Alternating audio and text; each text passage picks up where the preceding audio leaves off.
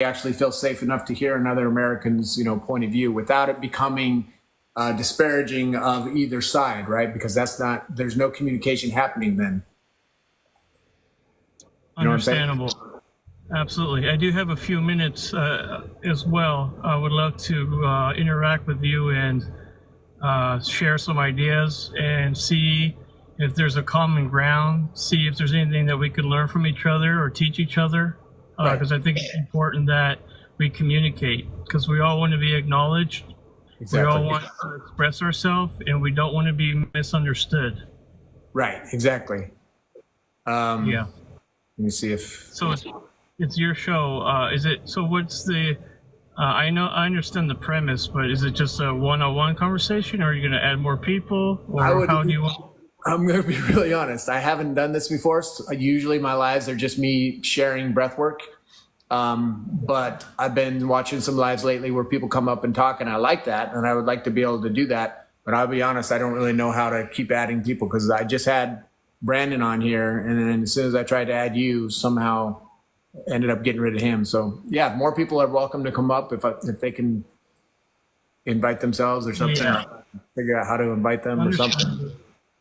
But I can speak from experience. Go ahead and I would love to hear things that are important to you without it being about either side, and making it more about, as a human being, what's important to you. Okay, wonderful. Well, my point of view is not biased. It's not selfish. It's more about serving others, being of service to everyone and everything. Looking for the best in myself and in others, in every situation, every circumstance. How can I make it better for all of us? Unity and self-sovereignty and reconciliation amongst humanity is very important. There's separation, there's nationalism, there's Americans, there's all these labels, and what that does, it divides us. That's the duality of it. I understand that you're into breath work, which is amazing, and I've done that for many years. And I understand that you're trying to reach out to individuals to try to get your name out there. We have to make money to survive, to pay our obligations on a daily basis every month, so I respect that, what you're doing. And I understand. I was there at one point. So I'm not here to sell myself. I'm just here to express, and, it's impossible for one individual to know everything that there is to know. So that's why it's important that we communicate and we share ideas, okay? That's why absolutely some days you're the teacher and some days you're the student. So in this particular instant, I don't want to be the teacher. I like to listen more than I like to talk. But what I have to share, I think, is valuable. And I think people can relate and possibly gain some kind of understanding. We need critical thinking in order to progress. We do have our religious beliefs. I personally don't have any beliefs. I learned that believing in things is assuming things to be true without evidence, without proof. And so I'm a realist. I don't believe in God. I don't believe in any kind of, I studied Buddhism. I studied all these different Abrahamic religions. I've graduated from that, and that's just my personal thing and my journey, where it's taken me. So I would say I'm a spiritual teacher. I teach spirituality, and spirituality just means mentality, something that we can learn. Like I said, I'm here to listen to you and see what you have to offer, and see if we can maybe connect, maybe do something in the future. I am a founder. I founded the Christ Consciousness Foundation.org. We're a nonprofit organization, and we promote universal free healthcare, free transportation, free food. Everything is free. Society, everything is manipulated right now, so we're trying to reform the laws and things. The tyrannical government wants to manipulate us and manipulate the resources. So, it may be. I'm not saying I'm beyond your scope, but I'm sure you have kind of an idea of what's going on around us. You have to be self-aware.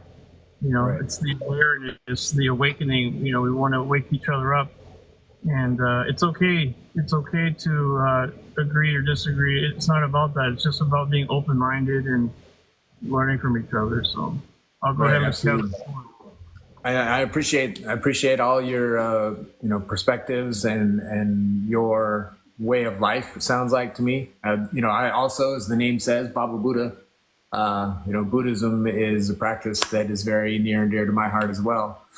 Thing I really like about that is it's inclusive. It's like, you can be Buddhist and also practice, Christianity or practice Judaism or practice any religion, because it's not about exclusion. It's about inclusion, and it's about being able to, find again, goes back to the self, finding that most empowered sense of yourself, in yourself.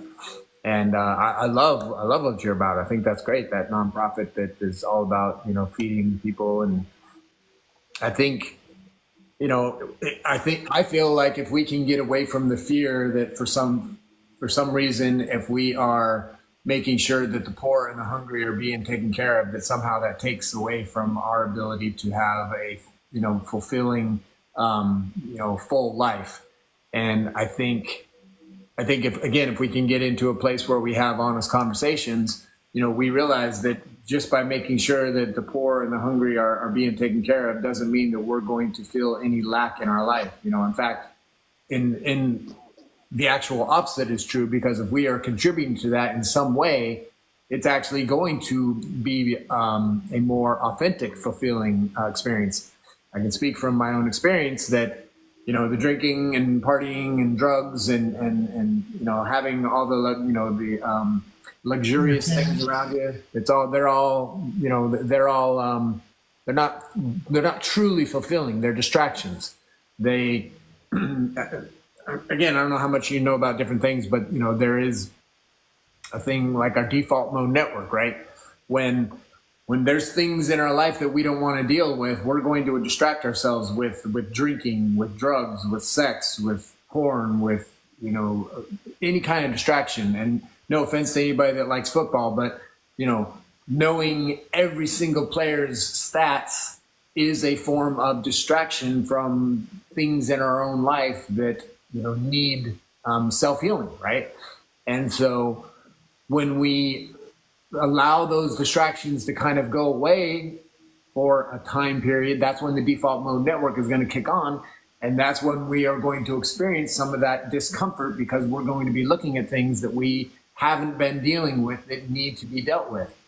And so, society has really become this huge distraction machine, which is distracting us from being able to sit with ourselves in that discomfort, in that place where the default mode network can kick on, and we can then say, okay, these are some things that I've been ignoring. These are some things that I have not been dealing with, and it's time for me to deal with them.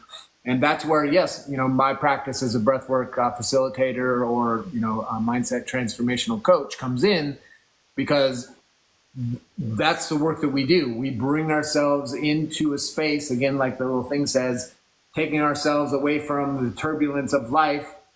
It's still going to be there. It doesn't go away. But bringing ourselves down into that more calm, centered state where we can tap into our more empowered self, and then come to more of a real, true understanding of who we truly are. Because if we're sitting there denying the aspects of ourselves that are not the most perfect sides of ourselves, right? If we're not accepting the sides of ourselves that are not, what we would consider honorable, or the kind of character that we want to be. In other words, the darker sides, right? The sides that is not the one that you want to show to society. But we all have these darker sides of ourselves, especially when threatened, right? When I feel threatened, those darker sides of myself, I'm a veteran from being in the Navy, and I have some PTSD, and mine comes out as anger management, anger issues, rage. So when I feel threatened, that is my go-to, is to become very enraged and angry, right? Those are darker sides of myself. But for me to deny that that's even in existence is to deny a part of myself that is a part of my whole self, right? And so when we allow ourselves to be in that space where the default mode network can say, hey, these are still sides of you that you haven't dealt with, that you haven't healed, based off of either intergenerational trauma or, just your own trauma from your own life.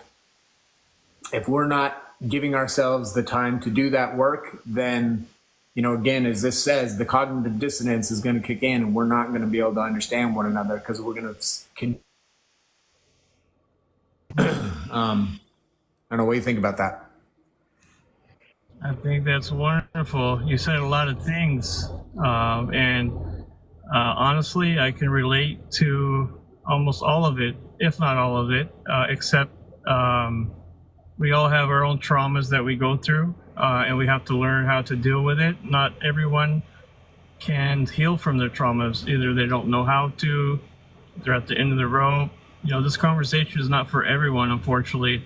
There's only certain individuals that are willing to help themselves. You can't help somebody that can't help themselves. They have to be willing to learn and change their habits, whether it's eating habits. I think, honestly, in my humble opinion, based on my experience in life, exercising is probably the first step I would take in order to have a transformation in eating habits. Because once you control your eating habits, you can control all the other aspects of your life based off of my experience. So where I used to be almost 400 pounds at one time. Right now I'm about, I was a big guy. I'm about 6'3". I needed to change. I had that cognitive dissonance at one point. I really wasn't thinking for myself. I was just, doing whatever I thought I enjoyed doing. I indulged in entertainment, pornography, addictions. Addictions is a big thing right now, very big, because, I do work with the homeless people. I work at a homeless shelter. That's my passion. I love helping people. So I appreciate it. So I deal with people that have addictions and personality disorders and very traumatic individuals that I speak with. I'm a case manager. I do all these different things that help me understand human beings better. And like I said, once I was able to implement these things in my life, I was able to come out of that cognitive dissonance, So now I'm on a path which is more fulfilling. I do things without wanting things in return. I get self-gratification in helping others.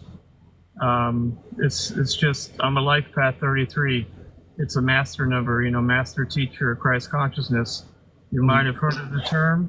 It just means a person that's enlightened. And Christ consciousness represents the whole or the collective of our consciousness that we share, because we're constantly sharing ideas. But I don't go into like evil and things like that. I know there's a duality, but I realize that non-duality is the way moving forward.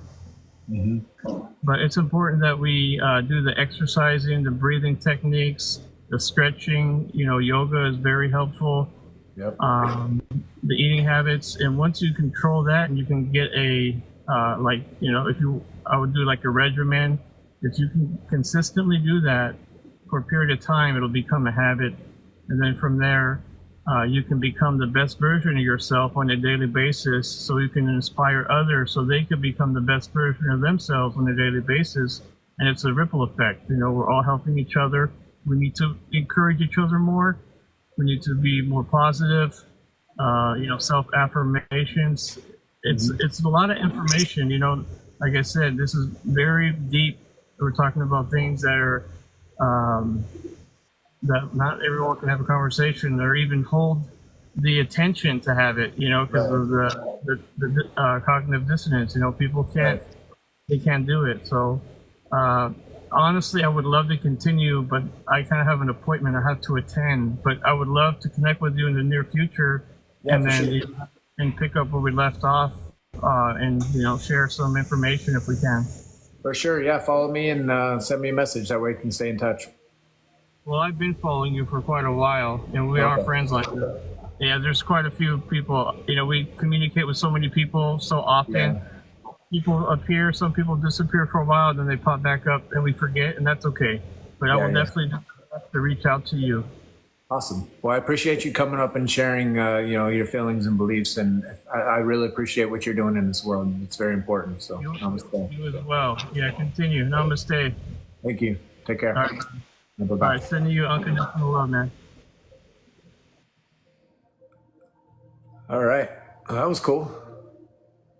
Appreciate you coming up, Chris. That was really insightful to hear from someone else who's